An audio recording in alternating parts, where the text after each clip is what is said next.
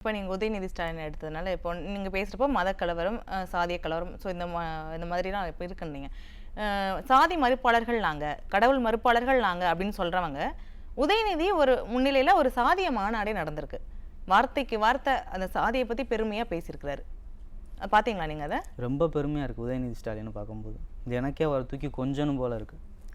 அதாவது ஒரு மீம் போட்டாங்க மோடி வரும்போது, இவங்க திமுககாரங்க ஒரு மீம் போட்டாங்க. பெரியார் வந்து தடி எடுத்து அடிக்கிற மாதிரி ஒரு மீம் பார்த்துருப்பீங்க நீங்களும். அதை உண்மையாலுமே பெரியார் உயிரோடு இருந்திருந்தாருன்னா அடி கழுத்தோடு சேர்த்து உதயநிதிக்கு தான் வச்சுருப்பார்.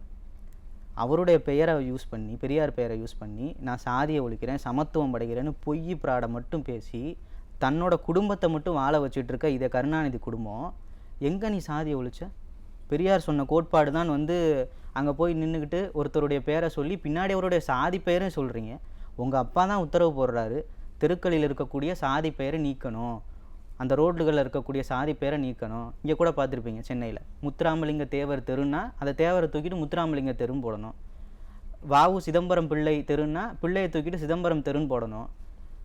ஆனால் ஜிடி நாயுடுக்கு மட்டும் நாங்கள் மேம்பாலம்னு வைப்போம். ஏன்னு கேட்டால் நம்ம பெரியார் கழகத்தினுடைய தலைவர் கி வீரமணி பதில் சொல்கிறாரு, நாயுடுன்றது சமத்துவ பெயரான். பெரியார் மட்டும் உயிரோடு இருந்திருந்தாருன்னா அந்த தடியை கொண்டு அடிக்கிறது இவங்களாக தான் இருக்கும். எவ்வளவு கேவலமாக இருக்குது. அதுக்கு மாநாட்டுக்கு பேர் என்னன்னு தெரியுமா? சமத்துவ சமூக நீதி மாநாடு. அப்போ இந்த லட்சணத்தில் தான் 50 வருஷமாக நீங்கள் சமத்துவத்தையும் சமூக நீதியும் இங்கே படைச்சிருக்கீங்க. அப்போ உங்களுடைய சாதி ஒழிப்பு எங்கே நடக்குது? எங்களுடைய சேரி பகுதியில் தான் உங்கள் சாதி ஒழிப்பு நடக்குது. மேட்டுக்குடி மக்கள்கிட்ட அவன் நடக்கலையே. நீ ஓட்டுக்காண்டி அவன் காலில் போய் விழுகிற. ஆனால் எங்களை வந்து உன் காலில் மடிப்பணியை வச்சு 50 வருஷமாக எங்களை வச்சு நீ பிழப்பு நடத்தி கொண்டு இருக்கிற.